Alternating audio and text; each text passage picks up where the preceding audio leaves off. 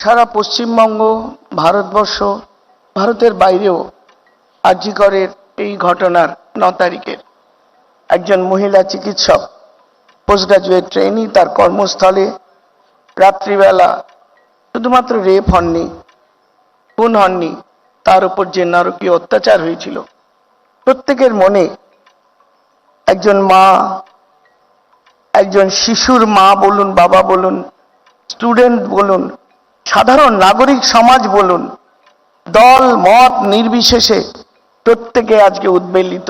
সবাই একটাই কথা বলে, জাস্টিস ফর আরজি কর। সকলেই জাস্টিস চাই। প্রকৃত খুনি, প্রকৃত দোষী ধরা পড়ুক, তার ফাঁসি হোক, সবাই চাই। কিন্তু আজ 28 দিন হয়ে গেল। আমরা বলেছিলাম justice hurried is justice buried, কিন্তু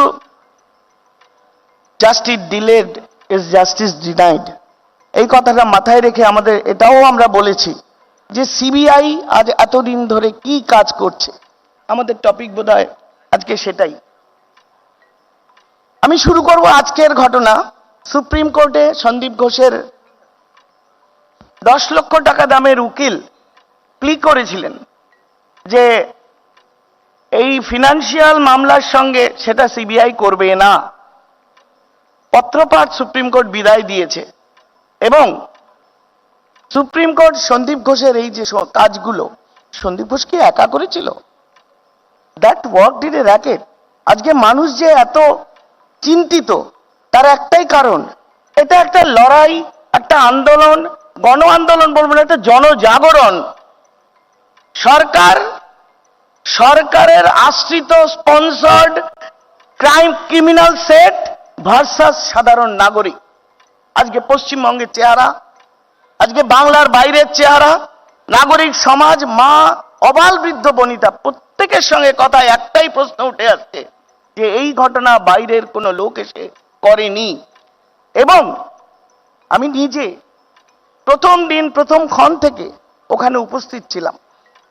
আমি যেটা দেখেছি, আমার নিজের ফোন থেকে আমি ইমেইল করেছিলাম not to destroy the body, 12 ঘন্টার জন্য ডিসিকে ইমেইল করেছিলাম 12 ঘন্টা বা 24 ঘন্টা বডিটা প্রিজার্ভ করতে, যাতে করে আমরা সেকেন্ড পোস্টমর্টম করতে পারি, অ্যান্ড দ্যাট ওয়াজ ডিনাইড। কিসের এত তাড়া ছিল?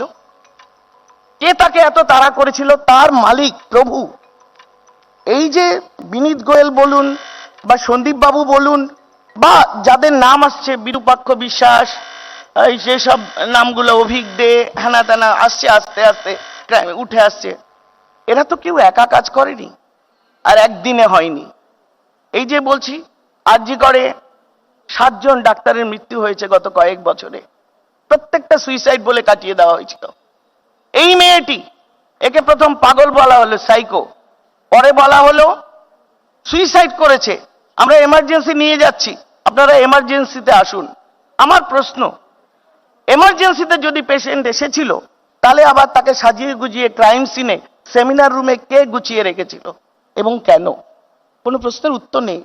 4 দিন পুলিশের হাতে থাকাকালীন পর পর পর পর ঘটনাগুলো যেভাবে হয়েছে, স্টার্টিং ফ্রম ক্রাইম সিনের পাশে সমস্ত ভাঙচুর করা, পিডব্লিউডির পারমিশন যেগুলো লাগে, আমি সরকারের কাজ করে এসেছি, আমি জানি একটা স্বাস্থ্য ভবনে যাবে, স্যাংশন লাগবে, ফিনান্স মিনিস্ট্রি থেকে টাকার একটা অ্যাপ্রুভাল আসবে, স্ট্রাকচারাল ইঞ্জিনিয়ার দেখে তার নকশা দেবে, তারপরে ভাঙা হবে। এত কি তড়িঘড়ি করে ভাঙার প্রয়োজন পড়েছিল?